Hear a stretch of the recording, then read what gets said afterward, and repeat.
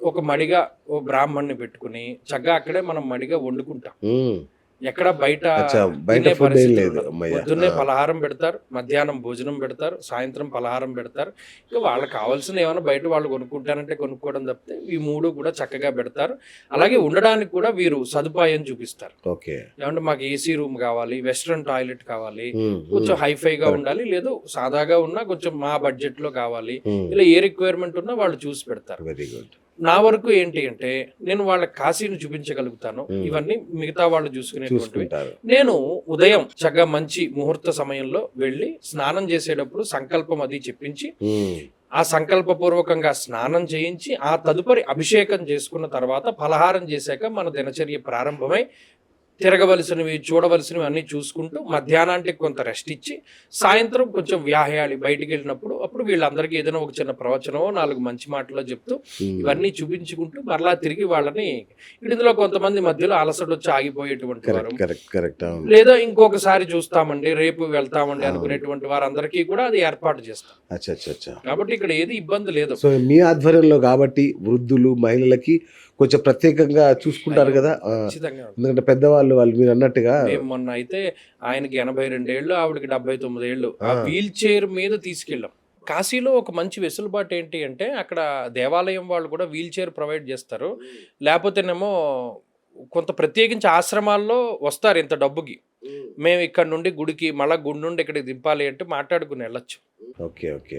కానీ మరి తక్కువ సంఖ్య అనిపిస్తుంది గురుగారు. 50 చాలా మంది ఇంట్రెస్ట్ చూపిస్తారు కదా, ఎట్లా మొదటి ఇది చూద్దాంలేండి. మరలా జ్యేష్ఠ మాసంలో వెళ్ళినప్పుడు కూడా అప్పుడు మనం ఇంకా ఎందుకంటే అసలు వీళ్ళకి మనం న్యాయం చేయాలి కదా. అవును, అవును. రైట్. అంటే చాలా మందికి భోజనం విషయంలో పట్టింపులు ఉంటాయి కదా, సో అవన్నీ మీరు చూసుకుంటారా? అన్నీ అంటే వాళ్ళు చక్కగా వాళ్ళు ఇందులో ఏంటంటే శాకాహార భోజనంలో వాళ్ళకి ఏవైతే కొంచెం మేము తినలేమనో పడదనో అలాంటి చాలా ఉంటాయి ఏమన్నా కదా, మనం అది సరిగ్గా చూసుకుంటారు కదా. ఇబ్బంది ఏమి. సో మళ్ళొకసారి చెప్పండి, యాత్ర ఎప్పుడు, ఏ రోజు నుంచి ఏ రోజు, ఎట్లా రెడీ కావాలి, ఏమేమి తీసుకురావాలి? ఏప్రిల్ 4వ తారీఖు శనివారం నాడు ఇది ప్రారంభమవుతుంది. ఏ ఊరు అన్నది మీకు అది మీరు చెప్తురు కానీ తర్వాత మన మెసేజ్ రూపంలోను వాటిలోను ఏ ప్రాంతం నుండి అంటే ఆ ట్రైన్ ఎక్కడ లభ్యం అవుతుంది, మన విజయవాడ నుండా లేకపోతే రాజమండ్రి నుండా లేకపోతే హైదరాబాద్ నుండా అన్నది మనం చెప్దాము. 4వ తారీఖు అయితే కన్ఫామ్ గా మనం ప్రారంభం అవుతుంది. బహుశా ఏప్రిల్ 4వ తారీఖు ప్రయాణం ప్రారంభమై మనం బహుశా 6 ఉదయానికి అక్కడికి చేరుకోగలుగుతాం. 6వ తారీఖు నుండి లెక్క. ఓకే. 6 నుండి 9 రోజులు, 9 రాత్రులు, 9 రాత్రులు కంపల్సరీగా కాశీ క్షేత్రంలో ఉంటాము. 9వ రాత్రి అయిపోయిన వెంటనే 10వ రోజున మరలా తిరుగు ప్రయాణం ప్రారంభమవుతుంది. Okay, okay, okay. Super. So ఈ అంతా ఏర్పాట్లు, భోజనము, వసతి, ఎవ్రీథింగ్ మీ మనుషులే చూసుకుంటారు అందరూ. సో మీరు చక్కగా వాళ్ళకి దర్శనాదుల దగ్గర నుంచి పూజాధికారుల దగ్గర నుంచి వాళ్ళ ప్రతి ఆధ్యాత్మిక అవసరాలు ఏదున్నా మీరు చూసుకుంటారు. కాశీఖండం ఎందుకు చదవాలి గురుగారు? 9 రోజుల పారాయణం అక్కడ చేస్తా అన్నారు కదా, ఎందుకు చేయాలి? అక్కడే ఎందుకు చేయాలి? అంటే ఇప్పుడు ఎక్కడికైనా వెళుతున్నాం అనుకోండి, ఆ ప్రాంతం గురించినటువంటి ఇన్ఫర్మేషన్ మనకి తెలిసి ఉండాలి. శ్రీనాథుడు రాసినటువంటిది ఈ కాశీఖండం. ఓకే.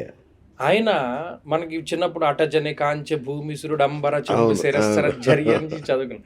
శ్రీనాథుడే రాశాడు ఈ కాశీఖండాన్ని కూడా. అంటే కాశీ క్షేత్రం యొక్క గొప్పదనం, దాని చరిత్ర, ప్రాముఖ్యత, పరమశివుడు ఒకానొక సందర్భంలో కాశీ క్షేత్రాన్ని వదిలిపెట్టి వెళ్ళవలసినటువంటి సందర్భం ఎలా వచ్చింది, వెళ్ళినప్పుడు మొట్టమొదటి లింగాన్ని ఆయన ఏ విధంగా అక్కడ స్థాపించి వెళ్ళారు, పార్వతీదేవికి కూడా తెలియకుండా ఆయన స్థాపించినటువంటి ఆ అవిముక్తేశ్వర లింగం ఎక్కడ ఉన్నది, కాశీ క్షేత్రంలో ఎన్ని లింగాలు ఉన్నాయని చెప్పి బ్రహ్మగారు శివుణ్ణి అడిగినప్పుడు ఈ మానవ సంవత్సరాలలో కాకుండా దేవతా కాలమానం ప్రకారం ఒక బ్రహ్మకి ఎంత ఆయుర్దాయం ఉంటుందో అన్ని లింగాలు అక్కడ ఉన్నాయన్నారు. కొన్ని కోట్ల కోట్ల కోట్ల లింగాలు కాశీలో ఉన్నాయి. అవి నది కింద భాగంలో ఉన్నాయి, కొన్ని కనిపించేటువంటివి ఉన్నాయి, కొన్ని కనబడనటువంటివి ఉన్నాయి, కొన్ని వాయు రూపంలో ఉన్నాయి. కాశీక్షేత్రంలో ప్రతిరోజు సాయంత్రం మానస సరోవరం నుండి నీళ్లు ఎక్కడికి వస్తాయి, ఏ ఘాట్లోకి వస్తాయి, ఆ ఘాట్లన్నీ కూడా మనం తిప్పచ్చు. మనం ఇక ప్రపంచం మొత్తం కాశీలోనే ఉన్నది, అంతే కదా. మానస సరోవర యాత్ర చేయలేకపోతున్నారు. మానస సరోవరంలోంచి ప్రతిరోజు సాయంత్రం ఒక ఘాటు దగ్గరికి నీళ్లు వస్తాయి. ఆ మానస సరోవరంలో నీళ్లు, అది ఏ ఘాటు, ఆ స్నానం మనం చేయిస్తాం. అలాగే కాశీ క్షేత్రంలోనే కొన్ని ప్రముఖమైనటువంటి లింగాలు ఉన్నాయి. ఓకే. ఆ లింగాల్ని మనం చూపిస్తాం. సూపర్. దివోదాసు అనేటువంటి మహారాజు పరిపాలన చేసి ఆ దివోదాసు యొక్క ఆజ్ఞతోటి శివుడు కాశీని వదిలిపెట్టి వెళ్ళిపోయాడు. అసలు ఎందుకు శివుడే వెళ్ళిపోయాడు కాశీలో. కాశీలో శివుడు లేకపోతే ఇంకెవరున్నారు? ఇంకేముంది ఇక్కడ? ఆ తర్వాత జరిగిన సంఘటనలు ఏంటి, ఇవన్నీ మనకి ఆ కాశీ ఖండంలోనే ఉంటాయి. ఇంకొకటి గురుగారు, కాశీ అనగానే అందరికి గుర్తొచ్చేది గంగా హారతి. అక్కడ తీసుకెళ్తారా? అయ్యో ఖచ్చితంగా. ఇప్పుడు ఇదివరకు అంటే గంగాహారతి ఒక ఘాట్లోనే ఇచ్చేవారండి. ఇప్పుడు అన్ని ఘాట్లోనూ ఇస్తున్నారు. అవునా? ఆల్మోస్ట్ పంచగంగా ఘాట్లో ఇచ్చేవారు, ఇప్పుడు దశాశ్వమేధలో ఇస్తున్నారు, 80 ఘాట్లో ఇస్తున్నారు, ఇప్పుడు అన్నిట్లోనూ ఇస్తున్నారు. కానీ విశేషం ఏంటంటే దశాశ్వమేధ ఘాట్లో ఇచ్చేటువంటివి అందరూ చూడొచ్చు. ఏంటి గురుగారు అది, దానికి ఉన్న ప్రత్యేకత ఏంటి? ప్రతిరోజు ఇస్తారు. అవును. ఏదైనా ఒక పని రోజు చేయడం ఎంత కష్టమో. అదే అంటున్నా. అది వర్షం వచ్చినా, తుఫాన్ వచ్చినా, భూకంపం వచ్చినా, సునామీ వచ్చినా, ఏం వచ్చినా హారతి మాత్రం మానరు వాళ్ళు. అది విశేషం. మీరు ఇప్పుడంటే కాశీ మీకు వర్షాకాలం వచ్చిందనుకోండి, మొత్తం ఘాట్లన్నీ మునిగిపోయి ఇళ్లలోకి నీళ్లు వెళ్ళిపోయి భయంకరమైన పాములు వస్తాయి ఇళ్లలోకి, మొత్తం మునిగిపోతుంది కాశీ అంతాను. జూలై ఆగస్ట్ ఆ టైంలోను. అయినా వాళ్ళు అలా హారతిస్తూనే ఉంటారు. అంత అంత చెక్కు చెదరినటువంటిది. ఆ కన్సిస్టెన్సీ ఏదైతే ఉన్నదో అది గొప్పది. అద్భుతం గురుగారు. అయితే మనలో మీరు ఇంత చెప్పినా కూడా చాలామందికి ఏముంటుందంటే, బాగా గురుగారితో వెళ్ళాలని ఉంది కానీ ఆ పని ఉంది, ఈ పని ఉంది, ఇది ఒక ఇంపార్టెంట్ పని ఉంది కదా, ఎట్లా ఎట్లా అని బాధపడే ఒక బ్యాచ్ ఉంటుంది, వాయిదా వేసే బ్యాచ్ వీళ్ళకి. సో వాళ్ళకి ఏం చెప్తారు? ఏమి లేదండి, కాశీ మనం వెళ్ళాలి అంటే వెళ్ళేటువంటి క్షేత్రం కాదు. అక్కడ కాలభైరవుని యొక్క అనుగ్రహం ఉండాలి. ఇందాక మీకు దండపాణి అన్నాను, సంభ్రమ విభ్రమాలు అని కలిగి ఉంటారు. అవును.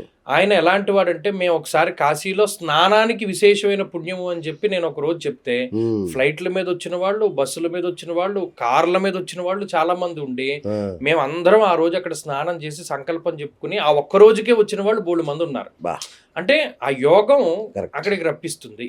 ఆ యోగం లేకపోతే పక్కనే ఉంటాడు, ఇది కాశీ, ఆ పక్కన వాడు ఇల్లు అనుకోండి, వాడు రాలేడు. అది యోగాన్ని బట్టి వస్తుంది, మనం చెప్పలేము. థ్యాంక్ యూ గురుగారు. నిజంగా ఇది ఒక గొప్ప అదృష్టమే. నాకు తెలిసి బ్లాక్లో టికెట్లు అమ్మాల్సి వస్తుందేమో, మేము వస్తామని. ఎందుకంటే దీనికి పెట్టిన రేటు కూడా చాలా తక్కువ ధరలో తీసుకెళ్తున్నారు. మీరు ఎక్కడ ఎవరు కూడా అంత తక్కువలో తీసుకెళ్లరు. అది మీకు ఫోన్ చేస్తే మీకు వాళ్ళు ఎక్స్ప్లెయిన్ చేస్తారు అందరు కూడా. ఎందుకంటే మీరు ఎట్లా వస్తారనే దాన్ని బట్టి అది మారుతుంది కాబట్టి ఇక్కడ చెప్పట్లేదు. బట్ నిజంగా చెప్తున్నాను, కాశీ యాత్ర అందరం చేస్తాం, అలా బస్కో ట్రైన్కో వెళ్తాం, శివుని దర్శించుకుంటాం, ఏదో చేసి వచ్చేస్తాం. అది కాదు కదా. ఇట్లా నిట్టెల ఫణిభాస్కర్ శర్మ గారు లాంటి ఒక ఆధ్యాత్మిక ప్రవచనకారుడు ఆధ్వర్యంలో వెళ్ళడం, 9 రాత్రులు, నాకు ఇది తెలియదు అసలు 9 రోజులు అనేది. అంటే అమ్మ కడుపులో ఎన్ని నెలలు ఉంటామో అన్ని నెలలు కాశీ క్షేత్రంలో ఉండాలి, అలా కాని పక్షంలో కనీసం 9 రోజులైనా ఉండాలి అనే ఈ విషయం నాకు తెలియదు అసలు. ఇంత గొప్ప విషయం ఇది. కాబట్టి ఈ యొక్క 9 రోజుల ప్రయాణానికి సిద్ధం కండి. చక్కగా అన్నీ వారే చూసుకుంటారు. మీకు ఎంత మీరు వృద్ధులైనా, పిల్లలైనా, యువకులైనా, యువతులైనా, ముసలి అయినా, ఎవరైనా కానివ్వండి, అన్ని సౌకర్యాలు వాళ్ళ మనుషులు ఉన్నారు, దగ్గరుండి మిమ్మల్ని చూసుకుంటారు.